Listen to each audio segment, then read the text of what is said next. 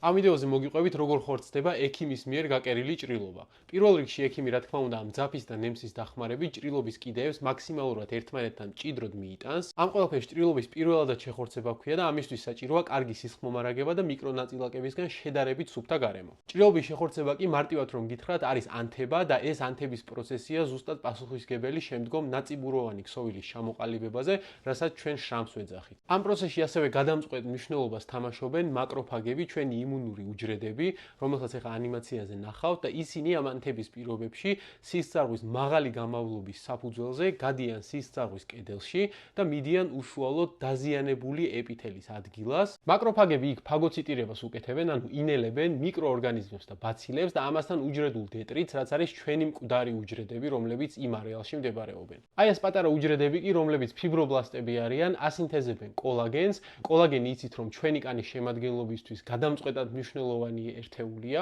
და სწორედ ეს კოლაგენის წარმოქმნა ქმნის ბაზის იმისთვის, რომ მოხდეს რეპარაციული მექანიზმებით ნაწიბუროვანი ქსოვილის ჩამოყალიბება, ანუ ჩვენ რასაც შრამს ვეძახით და ეს ნაწიბუროვანი ქსოვილი ჩვეულებრივი კანისგან განსხვავებით არც ცხიმის და არც ოფლის ჯირკვლებს შემდეგ აღარ შეიცავს.